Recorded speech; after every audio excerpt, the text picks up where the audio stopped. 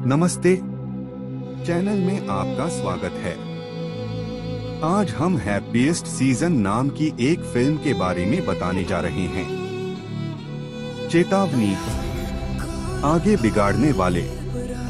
Happiest season 2020 की अमेरिकी holiday romantic comedy drama film है। एबी हॉलैंड और हार्पर कैल्डवेल एक जोड़े हैं जो लगभग 1 साल से डेटिंग कर रहे हैं।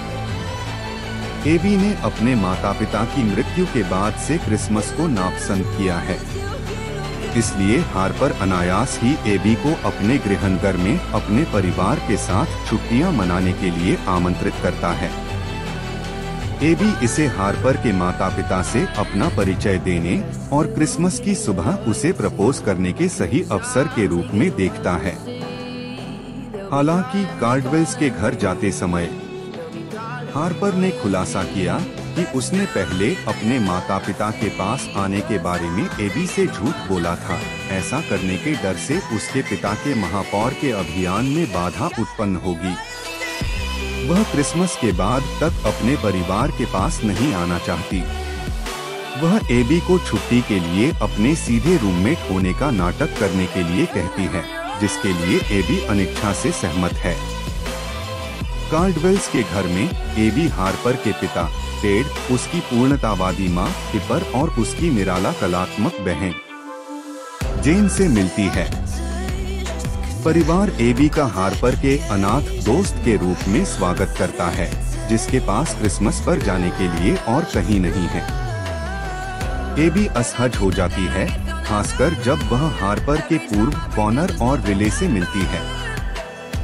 यात्रा के दौरान वह सवाल करना शुरू कर देती है कि जब वह टेड और पिपर की उच्च उम्मीदों और हार्पर के अपनी बड़ी बहन स्लोएन के साथ प्रतिस्पर्धी संबंधों को देखती है, तो वह अपनी प्रेमिका के बारे में कितना जानती है। टेड अपने अभियान में योगदान करने के लिए नगर परिषद के एक संभावित दाता को प्रभावित करने की कोशिश कर रहा है, जिसे एबी अनजाने में खतरे में डाल देता है जब स्लोएन के बच्चों ने मॉल के बाहर जाने के दौरान उसके बैग में एक अवैतनिक हार डाल दिया। यह मानते हुए कि वह एक दुकानदार है, टेड और पिपर सोचते हैं कि यह बेहतर होगा कि वे एबी को आने वाले सामाजिक कार्यक्रमों से दूर रखें। इस बिंदु से एबी एक बाहरी व्यक्ति की तरह और भी अधिक महसूस करता है। वह रिले से यह भी सीखती है कि हार्पर ने सार्वजनिक रूप से उसकी कामुकता से इनकार किया है, क्योंकि वह एक हाई स्कूल फ्रेशमैन थी जो एबी को उनके रिश्ते के भविष्य के बारे में चिंतित करती है। कैल्डवेल्स की वार्षिक क्रिसमस ईव पार्टी में एबी अपनी वर्तमान स्थिति से थक गई है, लेकिन फंस गई महसूस कर रही है जब उसका अच्छा दोस्त जॉन उसे लेने के लिए अघोषित रूप से आता है तो राहत मिलती है। हार्पर निजी तौर पर उसे रहने के लिए भीख मांगता है और जैसे ही वे चुंबन करने वाले होते हैं, वे स्लोएन द्वारा पकड़े जाते हैं, जो परिवार के साथ अपने रिश्ते को उजागर करने के लिए तैयार होते हैं। हालांकि यह पता चला है स्लोएन का अपना एक रहस्य है, वह और उसके पति एरिक तलाक ले रहे हैं।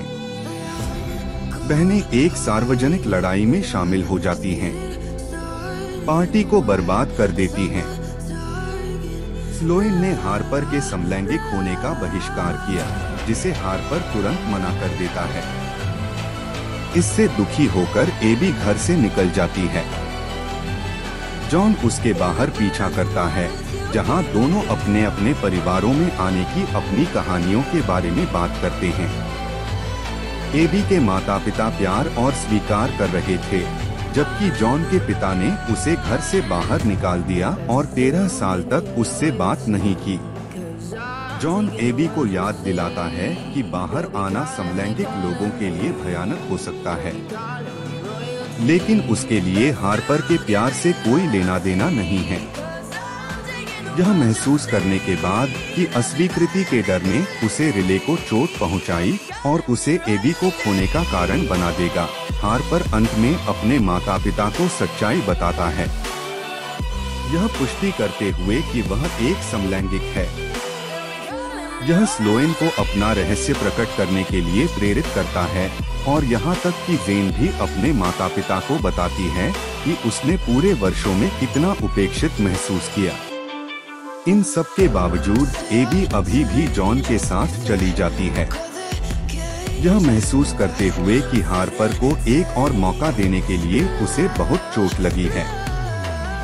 टिपर टेड का सामना करता है और उन भावनात्मक दर्द का विवरण देता है जो उनकी बेटियों ने अपने पालन पोषण विकल्पों के परिणामस्वरूप स्पष्ट रूप से अनुभव किया है, और कैसे टिपर ने खुद को एक संपूर्ण परिवार के रूप में पेश करने की आवश्यकता से विवश महसूस किया है। हार्पर एबी के माफी मांगने के लिए जाता है, यह स्वीकार करते हुए कि वह वास्तव में उससे प्यार करती है और उसके साथ जीवन बनाना चाहती है। उसके शब्दों से छुआ और जॉन से प्रोत्साहन के साथ एबी ने उसे माफ कर दिया और वे एक चुंबन साझा करते हैं। टेड अपनी बेटियों से यह महसूस कराने के लिए माफी मांगते हैं कि उन्हें हमेशा उनकी पूर्णता के मानकों को पूरा करना है। फिर उसे उस डोनर का फोन आता है जिसे वह प्रभावित करने की कोशिश कर रहा है, जो उसे तभी सपोर्ट करेगा जब हार्पर उसके निजी जीवन के बारे में किसी भी विवरण को दबा देगा। टेड फिर प्रस्ताव को अस्वीकार कर देता है। कैडवेल तब एक पारिवारिक तस्वीर लेते हैं जिसमें एबी इस बार शामिल होता है। एक साल बाद एबी और हार्पर अब सगाई कर चुके हैं और जेन अपने काल्पनिक उपन्यास द शैडो ड्रीमर्स के साथ बेस्ट सेलिंग लेखक बन गए हैं। क्रिसमस की पूर्व संध्या पर परिवार इट्स अ वंडरफुल लाइफ देखने के लिए सिनेमा जाता है।